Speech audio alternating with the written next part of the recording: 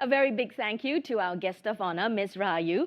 Now, ladies and gentlemen, joining us today to share his insights is Dr. Leo Suryadinata, visiting senior fellow at the ISEAS-Yusof Ishak Institute. Dr. Leo, a veteran academic with decades of experience and research interests in China-ASEAN relations, will present the summit's keynote. Good morning, ladies and gentlemen. I'm very honored to be invited into the conference today. But first of all, I would like to say that I'm not an economist. I'm a political scientist.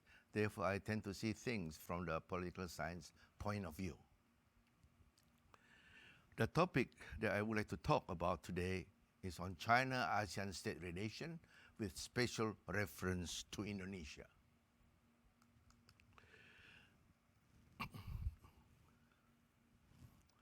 Before I talk about China and ASEAN state relation, perhaps I think it is useful for me to say a few words about ASEAN countries. ASEAN countries, in fact, are not a homogeneous group. They are heterogeneous. They have different historical backgrounds, different social, political conditions, and different stages of economic development. Therefore, they have different national interests. Despite these differences, I would argue that they are also having some sort of commonalities, i.e., they would like to develop their economies. In order to develop ASEAN countries' economies, you require political stability, political peace in the regions and beyond. The question can be asked whether or not the China-ASEAN state relation would be able to provide this kind of political stabilities and peaceful environment. In general, ASEAN-China relation, ASEAN states and China relations, in fact, are quite cordial, but not without problems and issues.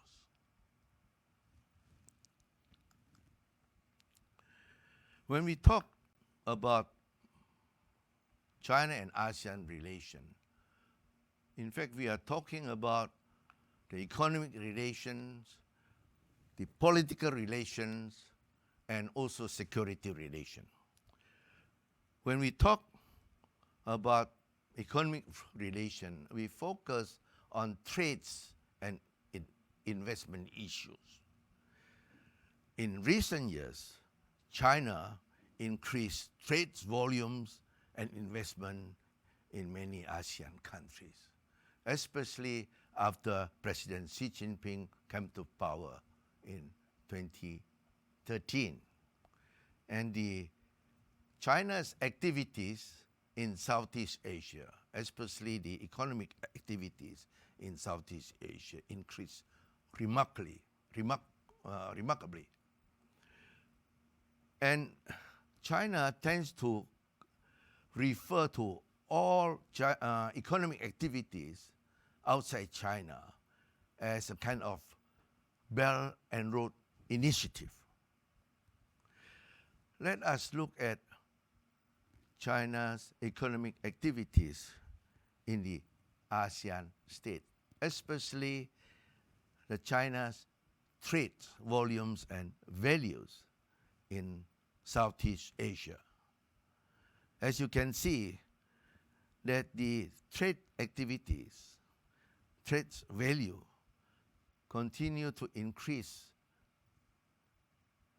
from $66 billion, for instance, in 2015 for Vietnam. By 2021, that the volumes increased to $166 billion.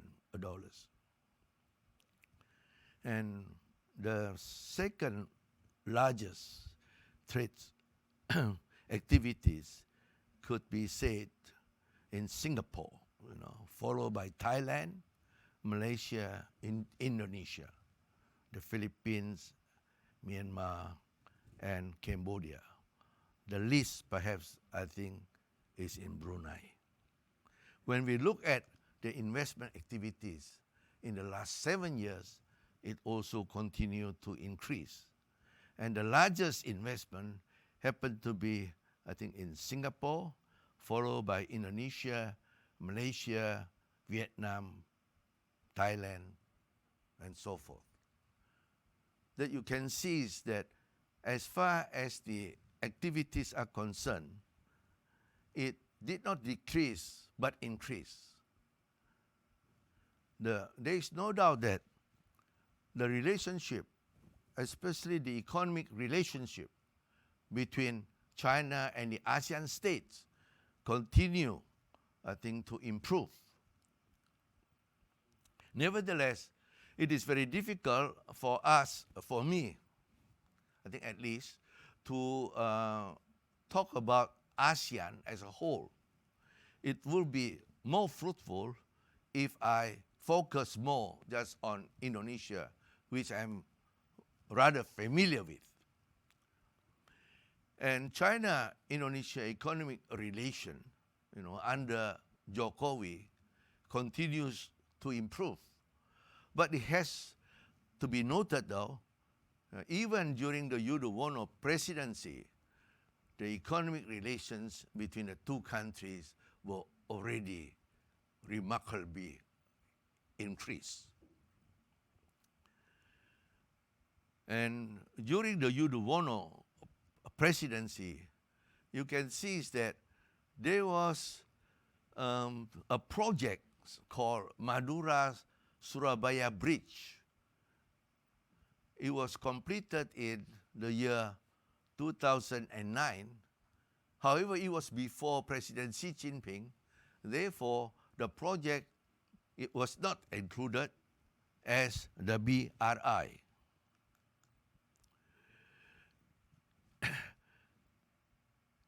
The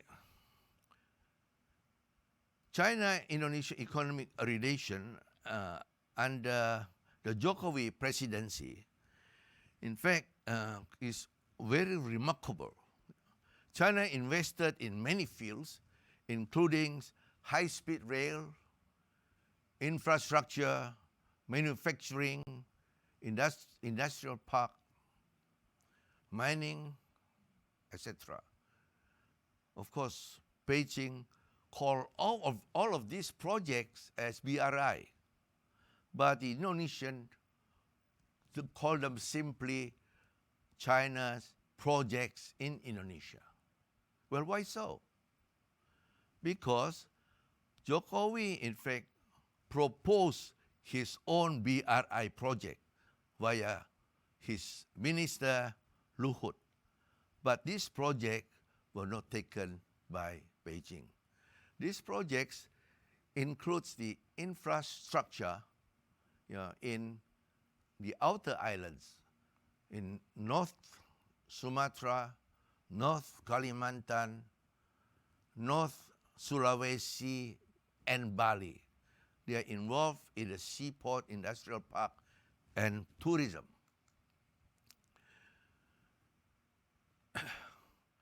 What about China's investment in Indonesia?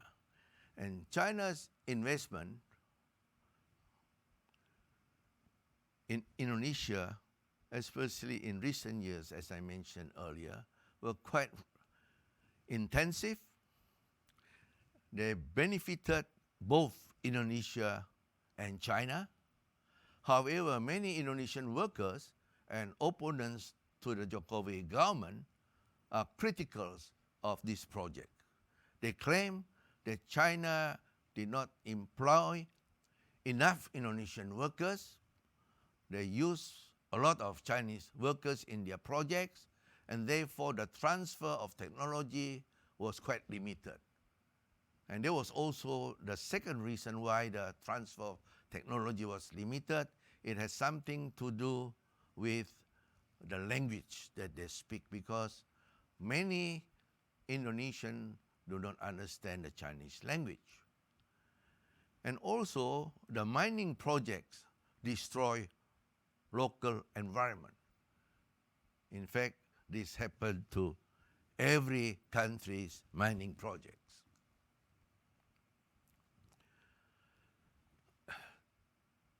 China-Indonesia relation, apart from the economic ones, we should also talk about the political and security relation. And Indonesian relation, the political relation with China, had not been very cordial. If you remember the 930 movement, in which the country was, what should I say, affected by the movement, and it was linked to the Indonesian Communist Party activities, and China was supporting the party. And perhaps this was one of the reasons that why China-Indonesian relation for a long time were not very cordial. But toward the ends of the Suharto rule, because of the change of China and also the change of Indonesian, the policy, then the relationship between these two countries become more cordial. Nevertheless, there are still a lot of problems, and especially the issues on the Natuna EEZ. This is the exclusive economic zones. And the overlapping claims over the waters in the Natuna EEZ is not about the sovereignty, but sovereignty rights. And this issue, until today, has not been resolved. And China-Indonesian security relations appear to be rather weak, although you can argue that in May 2021, during what you call the salvaging of Indonesian sunken submarine, there was a close cooperation between the Chinese Navy and Indonesian Navy. However, closer security cooperation, in fact, between Indonesia and the United States. As all of us know, you have closer security cooperation between these two countries as reflected in the Garuda SEALs joint exercise. But we need to put this in a proper perspective. I would argue that in order to understand China-Indonesian relation, it should not be seen just in terms of the regional view, but also it should be put in the context, of Indonesian foreign policy. And I would argue that Indonesia perceives itself as a major power. In reality, it is a medium power, but it wants to lead and not to be led. Indonesia's desire to lead are reflected in many examples. In fact, I just want to mention 4 examples here. The first example, in fact, is on the Indo-Pacific concept. As many of you are fully aware that Japan and also the United States proposed this Indo-Pacific concept or Indo-Pacific, the strategies which are trying to develop, the connection between the United States and the Indo-Pacific countries, especially the security one, and it was perceived to be by the Chinese as a concept which tended to exclude China. And Indonesia proposed also the concept of Pacific region, in which it wanted to include China. The second example, I think, is Ukraine war. Indonesia opposed Russian invasions of Ukraine. However, it did not want to sanction Russia. Not only that, it wanted to play a kind of mediator roles between Ukraine and Russia. This, I would argue, is kind of very independent, the policy, not a follower, the policy. The third examples that I would like to mention here, I think it's a bit controversial. Nevertheless, I think it is a public knowledge that the Nancy Pelosi visit to Taiwan. And Indonesia considered this, in fact, it's not a good move because it increased the regional tension rather than regional political and political stability. I would also mention about the issue of Uyghur here. Although it was proposed as a kind of human rights issue, and nevertheless, from the Indonesian point of view, especially from the moderate Islamic parties' point of view, it was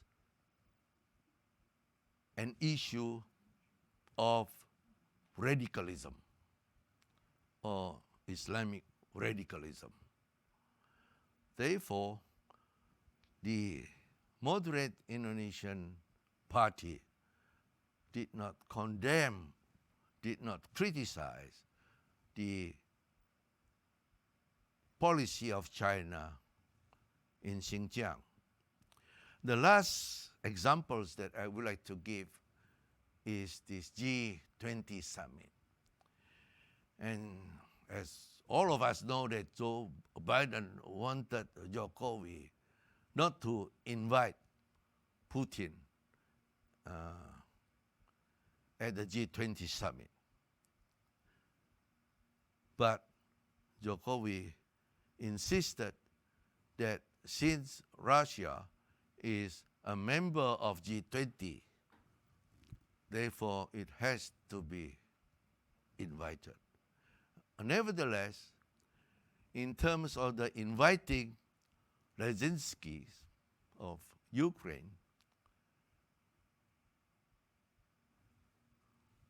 Jokowi also made a very, perhaps, beautiful move in a sense that he also invited Zelensky to attend the summit on the reasons that the presence of Ukraine representative here is very important because the Ukraine-Russian war had affected the food, energies, and fertilizer supply chains and created some sort of crisis or economic one, I think, in this particular region.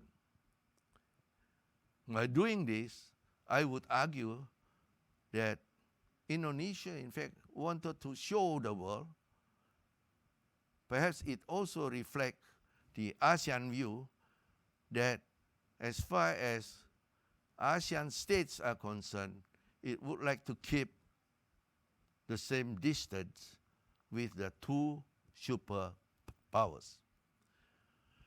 I would like to conclude that as far as China and ASEAN state relations are concerned, you know, they are quite cordial at the moment, but they are not without problems and issues. Perhaps I think during the discussion, we will be able to develop more about this. Thank you for your patience.